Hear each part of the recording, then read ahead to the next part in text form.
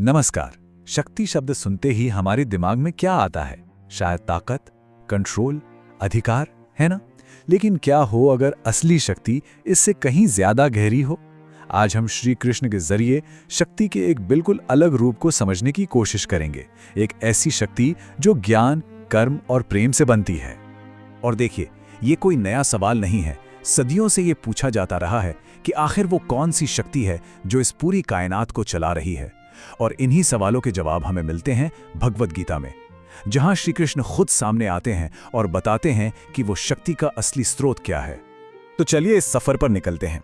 हम शुरू करेंगे एक इंसान की सबसे बड़ी उलझन से, यानी अर्जुन के संकट से, और पहुंचेंगे कृष्ण के उस विराट ब्रह्मांडीय रूप के दर्शन तक।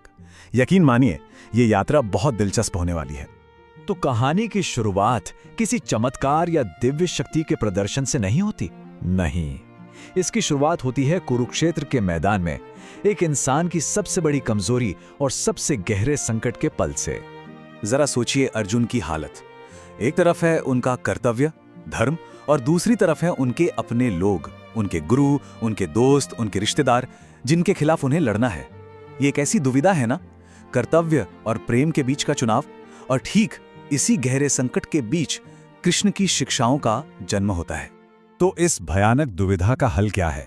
अब देखिए, दिलचस्प बात यह है कि कृष्ण का पहला जवाब कोई हथियार या कोई रणनीति नहीं है, बल्कि वो है ज्ञान की शक्ति। अब कृष्ण की सलाह को ठीक से समझने के लिए हमें पहले धर्म को समझना होगा। ये शब्द उनके पूरे तर्क का, उनकी पूरी टीचिंग का आधार है।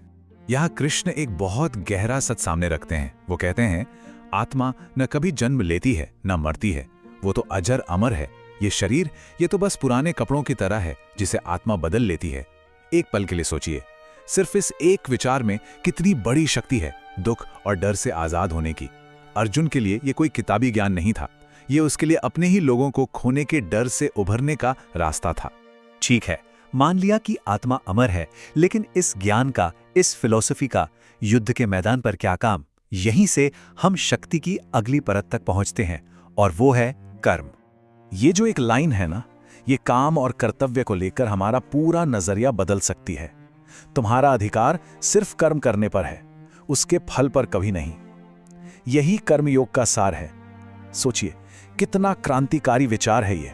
तो कृष्ण एक तरह से हमें एक्शन का एक पावरफुल फॉर्मूला दे रहे हैं। वो कह रहे हैं, अपना काम करो, अपना कर्तव्य निभाओ पूरी लगन से, लेकिन उसके नतीजे से खुद को अलग कर लो, फल की चिंता से आजाद हो जाओ। क्यों?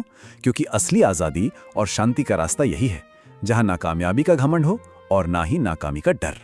अच्छा, लेकिन मान लीजिए कि ज्ञान का रास्ता मुश्किल लगता है और बिना फल की चिंता किए काम करना भी बहुत कठिन है।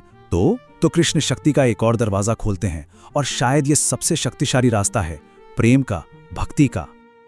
और ये भी अपने आप में एक बहुत बड़ा क्रांतिकारी विचार था। देखिए, ज्ञान और कर्म के रास्ते थोड़े मुश्किल हो सकते हैं, लेकिन भक्ति ने ईश्वर तक पहुंचने का एक ऐसा रास्ता दिखाया जो सीधा दिल से जुड़ता था। और सबसे बड़ी बात, ये रास्ता हर किसी के लिए खुला था, चाहे कोई बड़ा विद्वान हो या एक बिल्कुल आम इंसान। यहां कृष्ण एक बहुत ही सीधा और बहुत ही प्यारा वादा करते हैं। वो कहते हैं, बस अपना दिल मुझे दे दो, और बस यही शुद्ध प्रेम, यही भक्ति उनसे जुड़ने का सबसे पावरफुल और सबसे सीधा तरीका बन जाता है। तो ज्ञान, कर्म और भक्ति के इन रास्तों को समझाने के बाद अब कृष्ण तैयारी करते हैं अर्जुन को अपनी असलियत दिखाने की, अपने असली रूप का एक ऐसा प्रदर्शन जो अर्जुन को पूरी तरह से हिलाकर रख देगा। देखिए, अभी तक बातें सैद्धांतिक थीं, फिलॉसफी थी, पर अब कृष्ण अपनी विराटता की एक झलक देना शुरू करते हैं। वो बताते हैं कि वो सिर्फ एक सारथी नहीं है, वो प्रकाशों में सूर्य हैं, जलाशयों में महासागर हैं, बल्कि हर चीज की शुरुआत, उसका मध्य और उसका अंत सब वही हैं।